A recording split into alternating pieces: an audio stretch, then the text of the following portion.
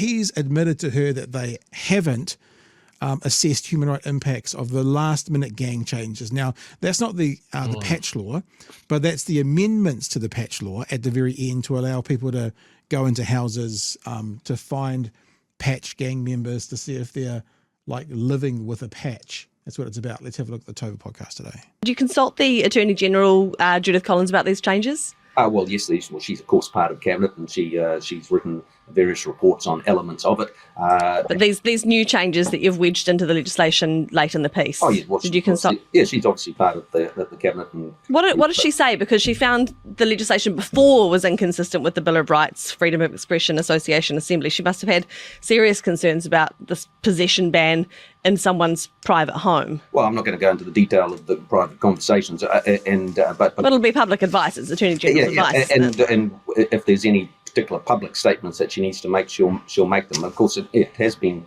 pointed out that there is some breaches in regards to freedom of expression, and we accept that. That's true. But we as a parliament have decided, or will be decided when we pass this legislation, but as a government we've decided that actually, the rights of ordinary New Zealanders to go about their lives without fear and intimidation is equally important, in fact more important. And so it's a matter of balancing these rights, and we're obviously accountable, and New Zealanders will have their say ultimately, but we're going to stick our neck out and say, well, actually, when we think about it, who are we most concerned about here? Are we concerned about the gang members, or are we concerned about the general public? So what he's literally saying, right? What he's literally saying is, yeah, it's gang members. Okay, we get it. It's gang members. Not the most liked people in the country. But what they're actively doing is he's going, we're going to stomp on their human rights to protect their human rights. And you might find that there's not many people in the country that have a big problem with that.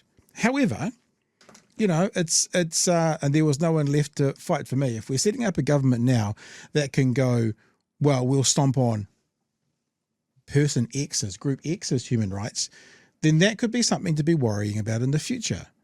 It's human rights for everyone or no one.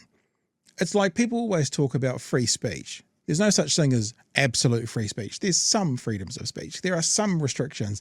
You all know about making a death threat or shouting fire in a theatre. So these absolutes that people use are difficult to follow through. So it's either all or nothing with human rights. You can't just choose to squash one set, even if they're the bad, scary ones, to protect another set. It doesn't work that way. We'll just get to unless you want to add anything, Chewy, we'll just get to the end of that clip. No, roll on. Right. That's a yes, isn't it? A categorical yes that you got a Bill of Rights report from the Attorney General on these changes that you wedged in at the end. Not yet on the additional ones. There may be something, I'm not sure.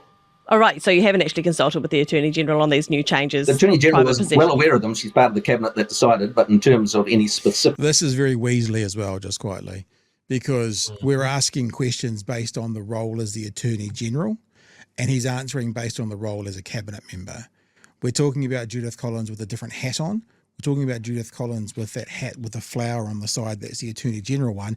He's answering it about when she's wearing the hat with the feather, which is the National MP one or the National Minister one. So these are weasel words, just so we're being clear. Statements. Yes, but police recommended in their advice to the police minister that these changes be consulted on with the Attorney General. You haven't done that? Yes, she was consulted on them. Yes, absolutely. But you just said, no, she hasn't been consulted on these new changes. I said... No, you were saying that she made some fresh statement on the new amendments. No, she hasn't done that. In no sort of particularly changed Section 7 report, nothing like that has landed, but she has certainly consulted. She was part of the cabinet and made the changes. There you go, Chewy. I've had a couple of cracks. What are your thoughts, sir? Well, Mr. Goldsmith doesn't seem to know what's going on.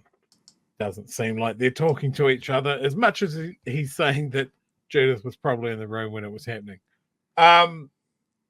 Is any of this a surprise? No, is any not. We get it.